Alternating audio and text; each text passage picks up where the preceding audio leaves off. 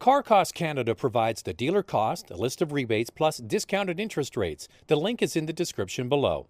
Welcome to the beautiful Canadian Rockies. We're between Jasper, Lake Louise, and Banff, getting to drive the new Telluride from Kia.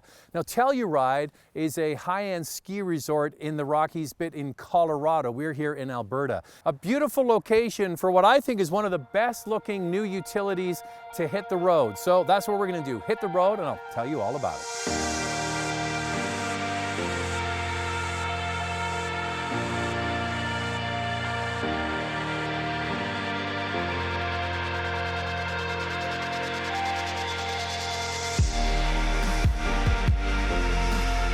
First of all, this part of the world is spectacular.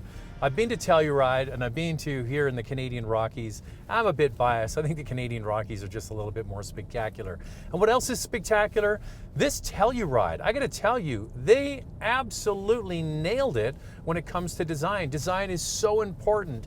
And I think that they've taken a lot of different design cues from different brands and put it together to make something that really looks upscale. This is a Kia, but it has elements of Range Rover from the back, maybe a little bit of Volvo. There's also, Ford Explorer on the front. It's got a look that isn't unique, but it's its own at the same time. And it also is a bit deceiving. So before I drove this vehicle, I thought it was actually bigger than it is. It's got a very boxy shape. It's got broad shoulders and straight lines, and it has this presence that makes it look bigger than it actually is. It's almost exactly the same size as the Nissan Pathfinder, but it has this presence on the road. What do you think? I think it looks fantastic. The lighting package is good as well. On the front, you've got LED headlamps as standard equipment, LED rear tail lights. I especially like the bright work on the outside. On the base model in the Canadian market, it comes with chrome. On this trim and the top trim, the SX and the SXL, it comes with the satin finish trim that looks very nice. One thing is it doesn't have dual exhaust. It's got two exhausts, but they're on one side. And I know some people like that or hate it. It doesn't really bother me, but I know from the comments that there's a lot of people don't like that look. Kia gets an A for design, especially having Telluride written across the front and the back. Really good looking SUV. Now let's get into what's powering this Telluride. Most competitors have either a 3.5 liter V6 engine or maybe a turbo 4-cylinder. Kia's gone a different route. They're going with a 3.8 liter, so a larger displacement V6 engine, but this engine runs on the Atkinson cycle. Now, when you drive a Lexus RX, for example, their hybrid that runs on the Atkinson cycle, when you put your foot into it, it has this kind of droney sound, and it's really quite lackluster when it comes to performance. This is a real surprise. And I asked the people here from Kia, how were they able to achieve an Atkinson cycle, which is a more efficient cycle, but also get a nice driving feel that doesn't feel sluggish and bogged down? And they said the main difference is this has a 13-to-1 compression ratio, so it's got a higher compression ratio, and it runs on regular gas, and it delivers the goods. So horsepower is 291 horsepower and 262 pound-feet of torque. That's not earth-shattering. It's not the top of the class, but I'm here to tell you, driving through the mountains, it's actually just fine. And you've got an 8-speed automatic transmission that keeps it in the right gear for the job at hand. The upside, even though this is a mid-size utility with seating for up to 8 people, it's capable of 12.5 liters per 100 kilometers in the city and 9.6 on the highway. And I've included the miles per gallon on the screen there as well. Now, what's new for Telluride is the fact that they have a drive control dial here in the center. It changes from comfort to eco, sport, and smart. Now, those are the things like the engine management, the transmission management, and the weight of the steering. We've seen that before from Kia products. What you have on the right-hand side are the different drive modes. So this is using the traction and stability control to give you the best results for snow, sand, and mud. Other brands have this technology. Now it's in this Telluride. All-wheel drive is standard in the Canadian market, and they've taken a different approach compared to the United States. In the US, you can get front-wheel drive and less expensive models. In the Canadian market, all of them are all-wheel drive and very nicely equipped. And that's one of the things that they did, was they realized most people transact in the mid 40,000 range, so they decided to just start there in the Canadian market. Okay, we're going to pull over and talk about the inside, because just like the outside, I think that is a high point of this vehicle. Now, I'm having a really hard time finding any fault with this product, because Kia has been known as a brand to deliver a lot of value, meaning they put a lot of content in their vehicles. They charge a reasonable price, but this Telluride picks up where other vehicles have left off. It is packed with all kinds of standard equipment. For example, look at that screen in the center of the dash. That's a 10.25-inch screen. Now that is a large screen and it's standard equipment. It comes with Android Auto, Apple CarPlay as standard equipment. The screen is wide enough that it can be split into 3 different zones. You can have your navigation, your radio, and some driver information on there. So that's a large screen that is really nice. In behind the steering wheel in the instrument cluster is a 7-inch TFT screen. We've seen that, of course, by many brands, but they've gone to the next level. So there's a camera on either mirror on the outside. Now, Honda pioneered this years ago with lane watch. You put the turn signal on, and in their car, on the right-hand side, the screen was projected. Kia's gone to a different level. In the center of the screen here, you turn the right signal on, you see the image in that 7-inch TFT, but also they've added it for the left mirror. And it's fantastic. When you're driving along, you do a quick look, you look there, it's got you covered. It's a wide angle. It's going to show you any blind spots. So that is just fantastic. Standard heated seats, standard heated steering wheel, and standard wireless charging dock in the center of the console. That's all standard. Plus, you get 6 USB ports, 2 in the front, 2 in the seat backs here, and it's a unique setup because they allow you to plug your phone in and then slide the phone into the seat back.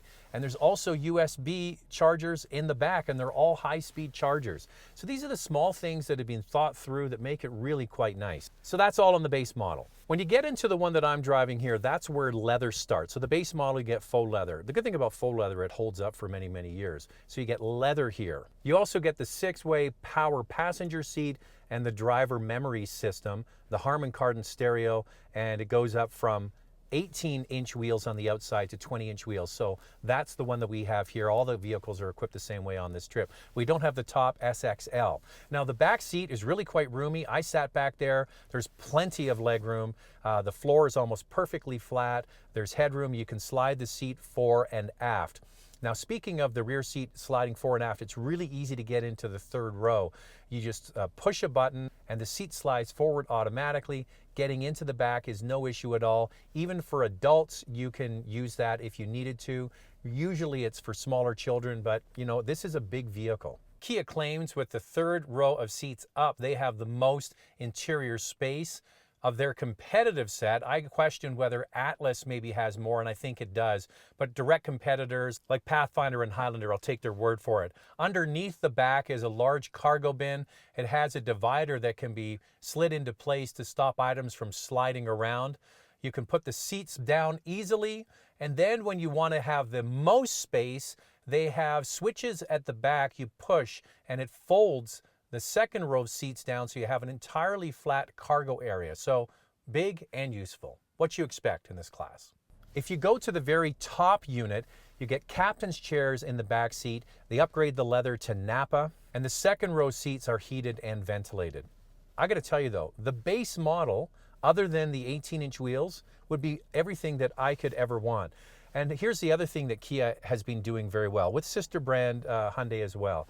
The fit and finish and the materials that they use in their cars is put together as well as anybody in the industry. And I'm talking premium brands as well. The way all the switches fit together, the buttons in the center of the console, it's all really well done.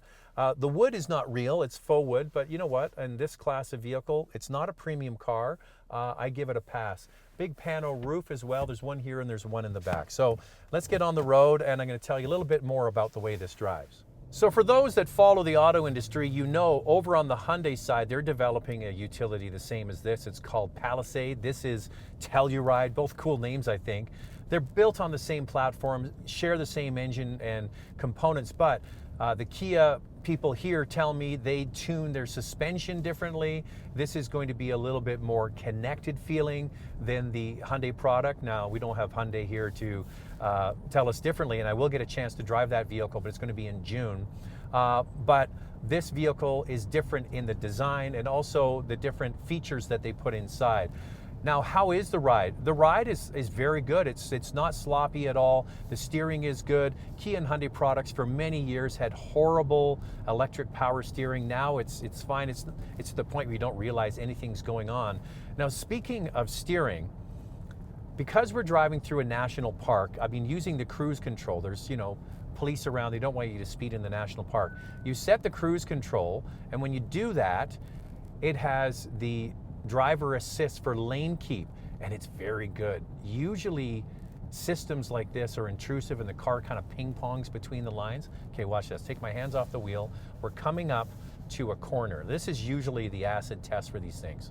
It's going around the corner. It's tracking right in the middle of the lane. I'm not even touching it. Now, you're supposed to keep your hands on the wheel. I'm doing it for demonstration purposes only.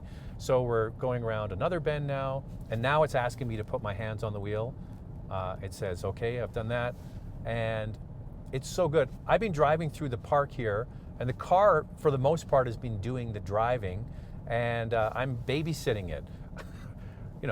Is that a good review? I don't know, but it's certainly a good review of this autonomous system. It's very good. It's one of the better ones that I've driven, so well done, Kia.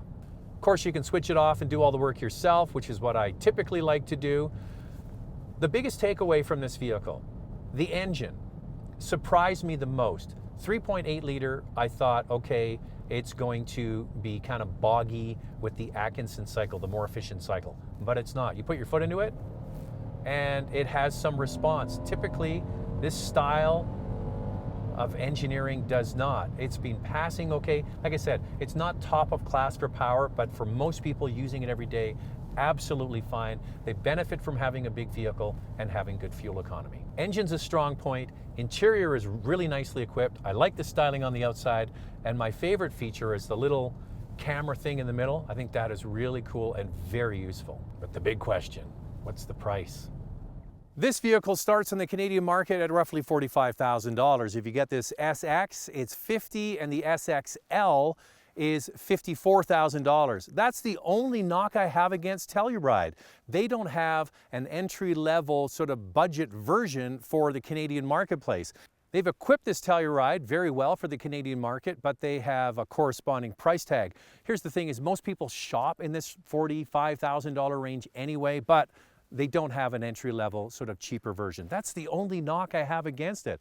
It looks great, looks good on the inside, drives well, got lots of space. It's already selling in big numbers. I think you're going to see a lot of these on the road.